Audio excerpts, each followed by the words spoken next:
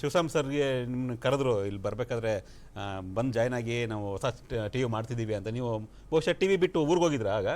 ಇಲ್ಲ, ಅವಾಗ ಜಸ್ಟ್ ಬಂದಿದ್ದೆ, ವಾಪಸ್ ಊರಿಂದ ವಾಪಸ್ ಬಂದಿದ್ದೆ. ಜಸ್ಟ್ ವಾಪಸ್ ಬಂದಿದ್ದೆ. ಸೊ ಹೆಂಗೆ ಅನಿಸ್ತು ಹೊಸ ಚಾನಲ್ ಮಾಡ್ತಾರಲ್ಲಪ್ಪ, ಹೆಂಗೆ ಹೋಗ್ಬೋದಾ ಬಿಡ್ಬೋದಾ, ಏನು ಮಾಡ್ತಾರೆ ಇವ್ರು ಅಂತ ಭಯ ಅನಿಸಿಲ್ಲ ನಿಮಗೆ?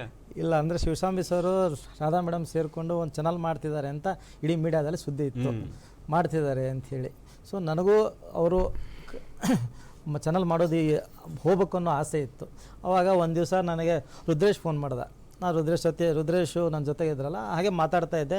ಒಂದು ನಿಮಿಷ ತಡಿ ಅಂತ ಇನ್ನೊಬ್ಬರ ಜೊತೆ ಮಾತಾಡ್ತಾರೆ ನಿನ್ನ ಜೊತೆ ಅಂತ ಹಾಗೆ ಆ ಕನೆಕ್ಷನ್ ಮಾಡ್ದೆ. ಅವಾಗ ಮಾತಾಡಿದ್ದೆ ಶಿವಸ್ವಾಮಿ ಸರು. ಶಿವಸ್ವಾಮಿ ಸರು ಅಂದ್ಬಿಡಪ್ಪ ನೀನು ಅಂತ ಅಂದರು. ಅವರು ಅಷ್ಟು ಹೇಳಿದೆ ತಡ, ನಾನು ಒಂದು ಮಾತು ಇದಾಗಲ್ಲ, ನಾಳೆಯಿಂದನೇ ಬರ್ತೀನಿ ಅಂತ ಹೇಳಿದೆ ಅಷ್ಟೇ. ಸೊ ಅವಾಗ ತುಂಬ ಒಂದು ಟಿ ವಿ, ಹೊಸ ಟಿ ವಿನ ಜಾಯ್ನ್ ಆಗಬೇಕಂದ್ರೆ ತುಂಬ ಹಿಂದೆ ಮುಂದೆ ನೋಡ್ತೀವಿ. ತುಂಬ ಅಷ್ಟು ಸುಲಭ ಅಲ್ಲ, ಈಸಿ ಅಲ್ಲ.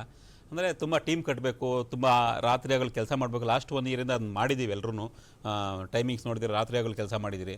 ಸೊ ಇವತ್ತು ಲಾಂಚ್ ಆಗಿದೆ. ತುಂಬ ಜನ ನಮಗೆ ಪ್ರಶ್ನೆ ಕೇಳ್ತಾಯಿದ್ರು, ಯಾವಾಗ ಲಾಂಚ್ ಆಗುತ್ತಪ್ಪ, ಲಾಂಚ್ ಆಗಲ್ಲ ಅಂತ ನಿಮ್ಮ ಚಾನಲ್ಲು, ಸೊ ಏನು ಬರೀ ಡಿಜಿಟಲ್ ಹೋಗ್ತೀರಾ ಅಂತೆಲ್ಲ ಕೇಳಿಸ್ತಾ ಇತ್ತು. ಇಷ್ಟೆಲ್ಲ ತುಂಬ ಅವಮಾನಗಳನ್ನ ಎದುರಿಸಿದ್ದಾರೆ ನೀವು ಕೂಡ. ಸೊ ನೀವೀಗ ಆ್ಯಂಕರ್ ಟೀಮ್ನ ಲೀಡ್ ಮಾಡಬೇಕು, ಪ್ರೊಡಕ್ಷನ್ ಟೀಮ್ ಅಂದರೆ ವಿಡಿಯೋ ಎಡಿಟಿಂಗ್ ಟೀಮ್ ಲೀಡ್ ಮಾಡಬೇಕು, ಜೊತೆಗೆ ಪ್ಯಾನಲ್ ಪ್ರೊಡ್ಯೂಸರ್ ಟೀಮ್ ಲೀಡ್ ಮಾಡಬೇಕು, ಇದೆಲ್ಲ ಜವಾಬ್ದಾರಿನ ಲೀಡ್ ಮಾಡ್ತಿದ್ದೀರಾ. ಸೊ ಅದ್ರ ಜೊತೆಗೆ ಒಂದು ಚಾನಲ್ಲಾಗಿ ನಾವು ನೋಡಿದಾಗ, ಸೊ ನಿಮಗೆ ಬೇರೆ ಚಾನಲ್ ಕಂಪೇರ್ ಮಾಡಿದಾಗ ಇಲ್ಲಿ ನಿಮಗೆ ಆ ಒಂದು ಅವಕಾಶ, ಈಗ ಪ್ರೊಡಕ್ಷನ್ ಹೆಡ್ ಆಗಿದ್ದಾರೆ ನೀವು, ನಿಮಗೆ ಈ ಹೊಸ ಜವಾಬ್ದಾರಿ ಹೆಂಗೆ ಅನಿಸ್ತಿದೆ? ನನಗೆ ಇದು ಸ್ಟಾರ್ಟಿಂಗ್ ಬಂದಾಗ ಏನಾಗುತ್ತೋ ಅನ್ನೋ ಹೆದರಿಕೆ ಇತ್ತು. ಹೊಸ ಜವಾಬ್ದಾರಿ ಹೆಂಗೆ ವಹಿಸ್ಕೊಳ್ಳೋದು ಅಂಥೇಳಿ ಹೋಗ್ತಾ ಹೋಗ್ತಾ ನನಗೆ ಈಸಿ ಹಾಕ್ಕೊಂತ ಹೋಯ್ತು. ಯಾಕಂದರೆ ಶಿವಸ್ವಾಮಿ ಸರು, ರಾಧಾ ಮೇಡಮ್ ಜೊತೆ ನಾನು 5-6 ವರ್ಷ ಕೆಲಸ ಮಾಡಿದ್ದೆ. ಸೊ ಅವರು ಒಂದು ಏನಾದರೂ ಹೇಳಿದರೆ ಅವ್ರು ಎದಕ್ಕೆ ಹೇಳ್ತಾರೆ ಅಂತ ನಂಗೆ ಅರ್ಥ ಆಗ್ಬಿಡುತ್ತೆ. ರಾಧಾ ಮೇಡಮ್ ಬರೀ ಹಿಂಗೆ ಹೊಳಿದ್ರೆ ಸಾಕು, ಅವರು ಎದಕ್ಕೆ ಹಂಗೆ ಹೊಳಿದ್ರು ಅಂತ ನಂಗೆ ಗೊತ್ತಿರುತ್ತೆ. ಹೀಗಾಗಿ ನನಗೆ ಕೆಲಸ ಮಾಡೋದು ಈಸಿ ಆಗಿಬಿಡ್ತು. ಆಮೇಲೆ ನಾನು ನನ್ನ ಅದೃಷ್ಟನೋ ಏನೋ ಗೊತ್ತಿಲ್ಲ, ಆದರೆ ನಾನು ಯಾವುದೇ ಲಾಂಚ್ ಆಗಿರೋ ಚಾನಲ್ ಇನ್ನೂವರೆಗೂ ಕೆಲಸ ಮಾಡಿಲ್ಲ.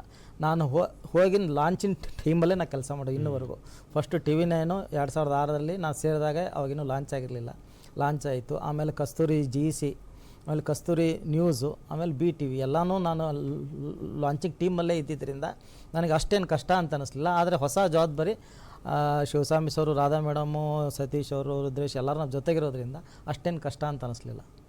ಎಸ್, ಸಂತೋಷು ತುಂಬ ಅಂದರೆ ಈಗ ನಾನು ಆಗಲೇ ಹೇಳಿದೆ ಪ್ರೊಡಕ್ಷನ್ ಹೆಡ್ ಅಂತ ತುಂಬ ಸಣ್ಣ ಕೆಲಸ ಅಲ್ಲ, ಅದು ತುಂಬ ದೊಡ್ಡ ಮಟ್ಟದ ಜವಾಬ್ದಾರಿ. ನಾವೆಲ್ಲ ಏನು ಔಟ್ಪುಟ್ ಟಿ ವಿಯಲ್ಲಿ ಏನು ನೋಡ್ತೀವಿ ಅದರಲ್ಲಿ ಯಾವುದೇ ರೀತಿ ಕಾಂಪ್ರಮೈಸ್ ಆಗಬಾರ್ದು. ಸ್ಟುಡಿಯೋಯಿಂದ ಹಿಡಿದು ಲೈಟಿಂಗ್ಸಿಂದ ಹಿಡಿದು ಪ್ರತಿಯೊಂದು ಕೂಡ ಅವರು ಗಮನಿಸಬೇಕು.